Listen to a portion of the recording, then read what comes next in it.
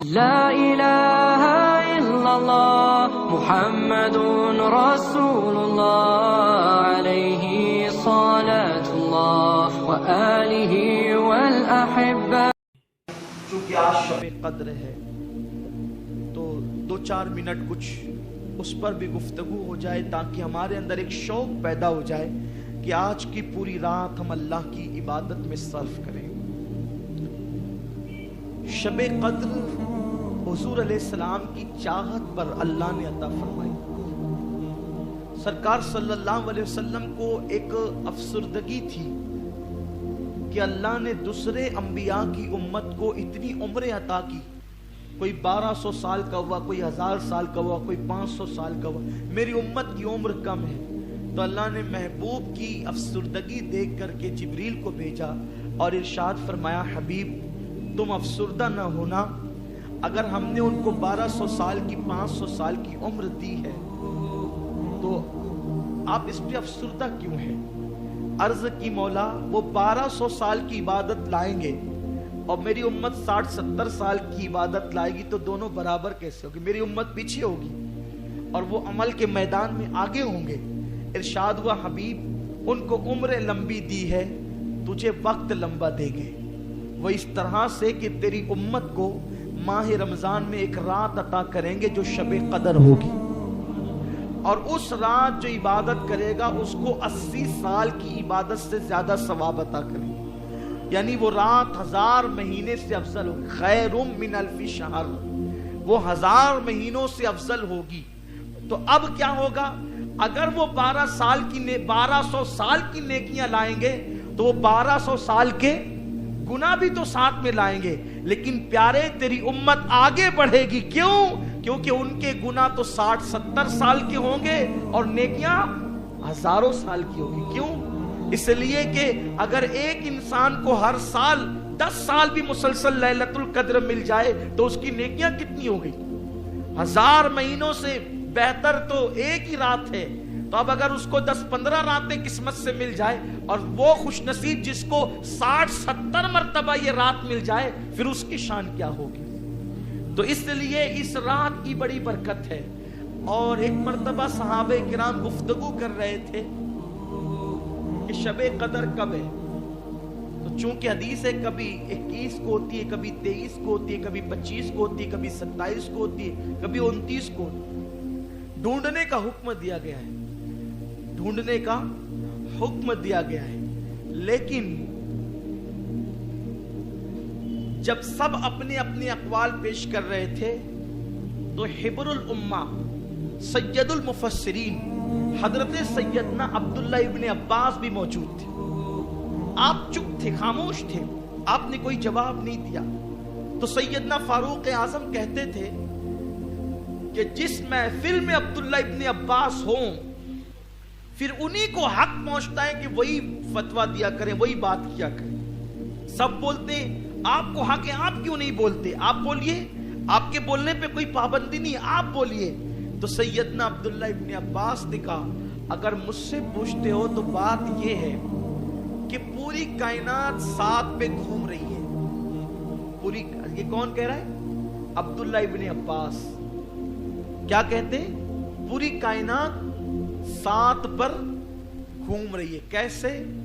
7 آسمان بنائے اللہ نے، 7 زمین بنائی، 7 دن بنائے۔ اسی طرح جب شیطان کو کنکریاں ماری جاتی ہیں حج میں تو وہ بھی کتنی ہیں؟ 7 ہے۔ اسی طرح انسان کو جتنے رنگوں سے پیدا کیا گیا اس میں ملاوٹ بھی 7 ہے۔ اسی طریقے سے جن اعضاء پر سجدہ کیا جاتا ہے ان کی تعداد بھی 7 ہے۔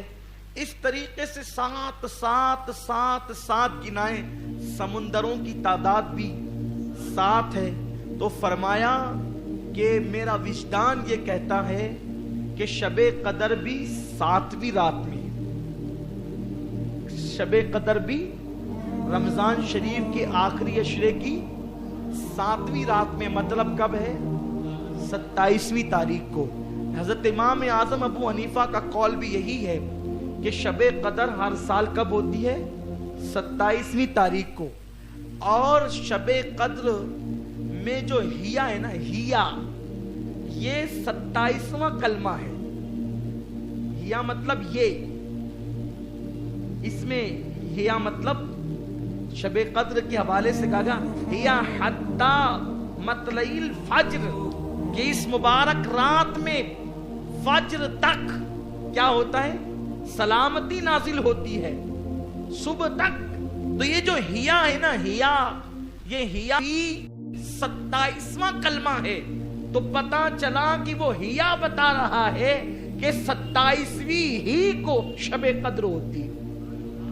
تو پھر یہ 21 23 25 27 29 کا یہ جو قول ہے، اس میں بزرگوں نے فرمایا حکمت یہ ہے کہ بندہ شب قدر کی لالچ میں ہر رات عبادت کرتا رہے، تاکہ عبادت کا معیار بڑھ جائے. اگر بتا دیا جاتا کہ 27 ہی کو یقینی ہے تو پھر بندہ صرف 27ویں کو عبادت کرتا، 21ویں کو کیوں کرتا، 23ویں کو کیوں کرتا، 25 کو کیوں کرتا، 29 کو کیوں کرتا.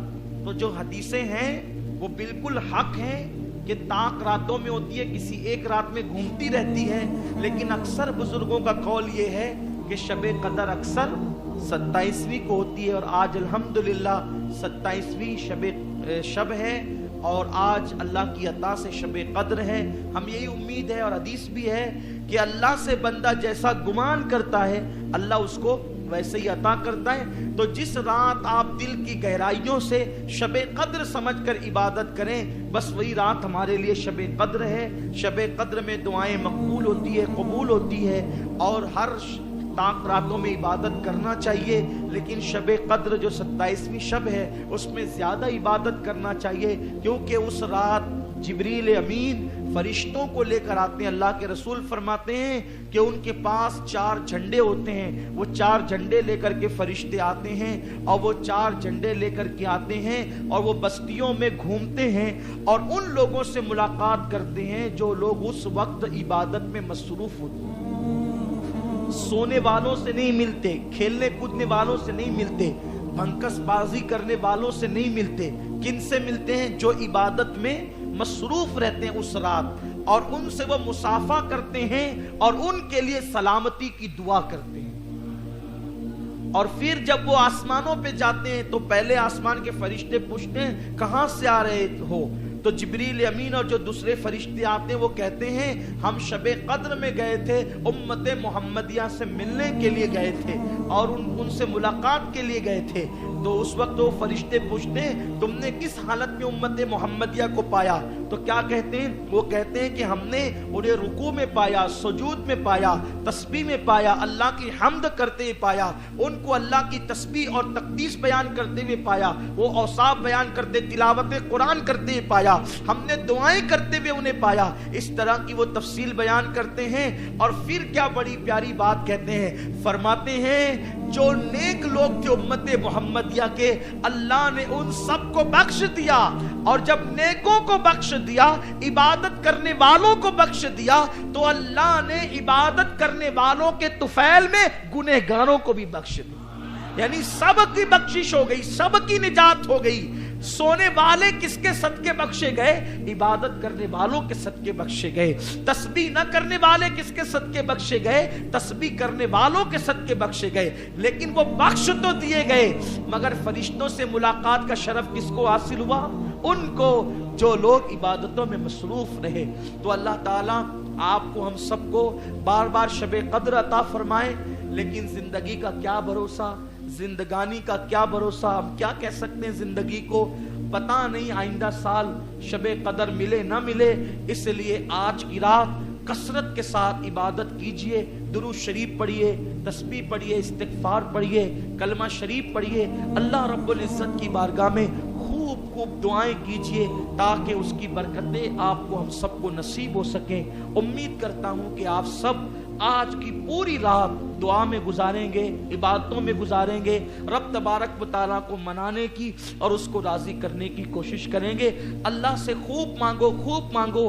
آج ملنے کی رات ہے، آج کی رات 1000 مہینوں سے افضل اور بہتر رات ہے۔ انشاءاللہ اس کی برکتیں اللہ آپ کو ہم سب کو ضرور نصیب فرمائے گا۔ اللہ سے مانگیے اللہ آج کی رات ہم سب کی بری تقدیروں کو بھلی کر دے، اللہ آج کی رات ہمارے سوئے ہوئے مقدروں کو بیدار کر دے، اللہ آج کی رات ہماری تمام جائز مرادیں پوری کر دے، اور اللہ آج کی رات اللہ سے خاص دعا یہ ہے کہ مولا ہمیں ایسا بنا دے جو تجھے پسند ہو، ہمیں ایسا بنا دے جو تیرے رسول کو پسند ہو، ہماری زندگی ایسی بنا دے جو تجھے اور تیرے محبوب کو پسند ہو، اور ہماری موت ایسی ہو مولا کہ جب تو راضی ہو، تیرا حبیب راضی ہو، تو کلمہ پڑھتے پڑھتے ہمیں عزت اور شہادت کی موت مدینہ منورہ میں نصیب فرما، تیرے محبوب کے حرم میں نصیب فرما، اور 2 گز زمین تیرے محبوب کے قدموں میں دفن ہونے کے لیے عطا فرما۔ آج کی رات انشاءاللہ ہر طاق راتوں میں اسی مسجد میں صلاۃ التسبیح کا اہتمام کیا جا رہا ہے، اور آج کی رات بھی انشاءاللہ یہ اہتمام ہوگا۔ ٹائم کیا ہوگا؟ کوئی ذمہ دار یہاں موجود ہے؟ جی اچھا، روز آنا شاید 1:30 پونے 2 بجے کا ٹائم ہے، تو شاید آج بھی یہ ٹائم ہو جو بھی آپ اپنے جی آج 1 بجے کا ٹائم ہے۔ اچھا آج 1 بجے کا ٹائم ہے۔ آپ سے گزارش ہے اگر اللہ نے آپ کو وقت دیا ہے تو آپ قیام اللیل کے لیے ضرور تشریف لائیں اور اپنی رات کو اللہ کی عبادت میں گزارنے کا شرف حاصل کریں۔ اللہ تعالی ہم سب کی مغفرت فرمائے، سب کی بخشش فرمائے۔ اما عائشہ صدیقہ نے پوچھا تھا یا رسول اللہ اگر مجھے شب قدر مل جائے تو میں کیا کروں؟ تو حضور نے فرمایا تھا ایک دعا بتا دیتا ہوں، وہ دعا پڑھنا، اللہم انک عفو تحب العفو فاعف عنی۔ یہ دعا آج رات کثرت سے پڑھے، اللہ ہم سب کو معاف فرمائے، ہمارے مرحومین کو معاف فرمائے۔ الفاتحہ الی حضرت النبی الکریم علیہ افضل الصلاۃ و اکمل التسلیم و ابنہ الکریم الغوث الاعظم الجیلانی۔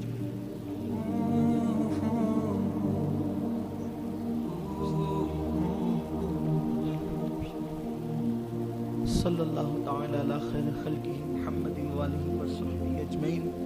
ان اللہ وملائکتہ یصلون علی النبی یا ایھا الذین آمنوا صلوا علیہ وسلموا تسلیما۔